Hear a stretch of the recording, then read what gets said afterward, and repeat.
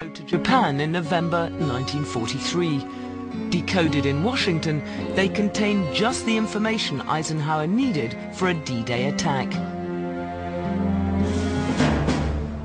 In them, Oshima described how the Germans had given him frontline tours of the French coastal defenses. In exacting detail, he described not only the Germans' defensive positions, but also what the Germans expected the Allies to do in their attempted invasion. Armed with the knowledge of a Third Reich insider, Eisenhower tailored his tactics accordingly and ordered the invasion to begin on June 6, 1944.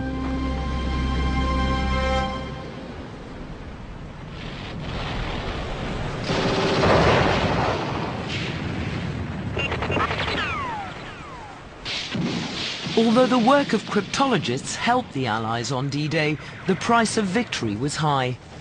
Still, military experts assert that over the course of the war, communications intelligence spared the lives of tens of thousands of Allied fighters.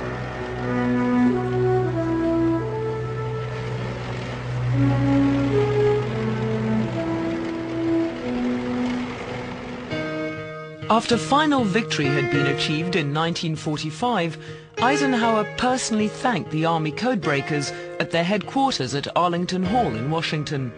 Convinced of the enormous value of their specialized branch of intelligence, American policymakers began efforts to form one unified agency to oversee it. After 7 years of bureaucratic fits and starts, President Truman signed the National Security Agency into effect on October 24, 1952. By this time, the United States had entered into a new war, a Cold one.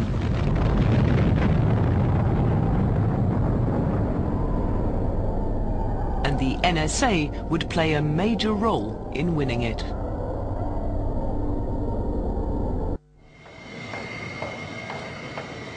In a sub-basement at National Security Agency headquarters is one of the agency's most secret facilities. It's a high-tech factory producing computer chips for top-secret code-making devices. The laboratory lies beyond a gauntlet of security checkpoints. The last is a retina scan.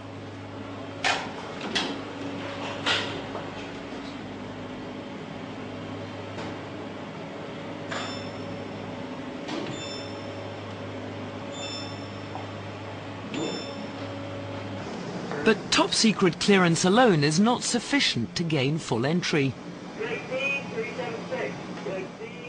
All technicians must also be positively dust-free.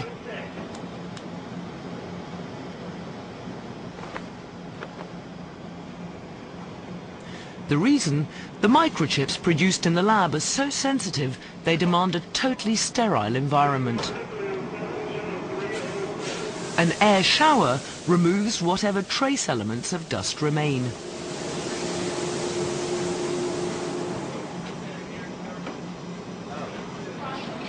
Here, microscopic precision is mandatory.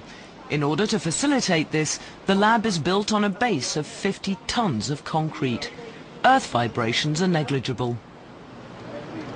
The NSA is unwilling to disclose any details about the chips produced here, but it acknowledges they're integrated into secret enciphering hardware, hardware designed to keep the government's communications safe from foreign code breakers. For 40 years, the motivating force behind the NSA's high-tech activities was the Cold War, but the agency's first breakthrough in that epic struggle was a triumph not of its machines, but its brainpower. In the early 40s, before the Cold War had even begun, American listening posts were intercepting Soviet radio traffic, but the messages were indecipherable, protected by an ingenious double encryption system, in essence, a code within a code. The first layer of encryption was a code book, which allows a code clerk to take text and substitute numerical entries, much in the way you'd look up entries in a dictionary. You'd look up a word and it would have an equivalent number, and you would use that then to construct the message. But on top of that, the numbers then were encrypted using what's called a one-time pad. And a one-time pad is a pad of totally random numbers generated only once, and therefore it can't be reconstructed. The Soviets' one-time pads provided an impenetrable extra layer of encipherment. For example, if the first word of the coded message corresponded to 3856 in the first layer of encryption, then this number would be added to the first set of numbers in the random one-time pad. Complicating the code further was the fact that normal addition was not used, but the so-called Chinese arithmetic method, in which numbers greater than 9 are not carried over.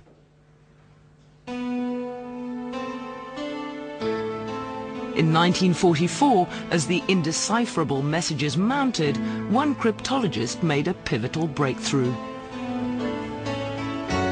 Cecil Phillips, an army codebreaker, detected a crucial error by the Russians. The Soviets were taking shortcuts, using the same one-time pads on multiple messages. This discovery was the first step in unraveling the code. When you work on a cipher problem, there are lots of times when you will make some discovery or break, and when that happens, it's like eureka. You think you found it, and there's a kind of euphoria that goes with that you couldn't duplicate any other way. Within 2 years of Phillips' breakthrough, both layers of encipherment were painstakingly picked apart. The decrypted messages, codenamed Venona, stunned America's intelligence officials. A vast Soviet spy ring was operating in the United States. The level of the agent's penetration was alarmingly deep. This 1944 message makes reference to an unidentified operative in the inner circle of the wife of Kapitan, the Russian codename for Franklin Roosevelt. In other words, the Soviets had a spy within the entourage of the First Lady. Even more devastating was the revelation that the Soviets had penetrated the Manhattan Project, America's secret wartime effort to build the atomic bomb. The bomb, codenamed Enormos by the Russians, was the prime focus of the espionage ring. According to the Venona decrypts, the most active agent gathering such intelligence was codenamed Antenna, later designated Liberal, but his actual identity was unknown until 1949. Federal investigators discovered that Liberal was Julius Rosenberg, the owner of a small electrical engineering firm. On July 17, 1950, Rosenberg was taken into custody. On August 11th, Rosenberg's wife Ethel was also arrested. However, the Venona decrypts provided little information of her activities, beyond her awareness of her husband's work for the Soviets. Convicted of treason in a trial that inflamed the nation, the Rosenbergs were sentenced to death in March of 1951.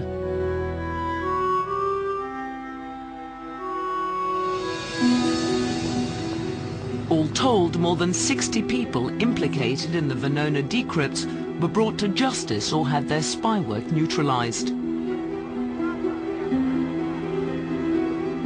Another 140 remain unidentified to this day.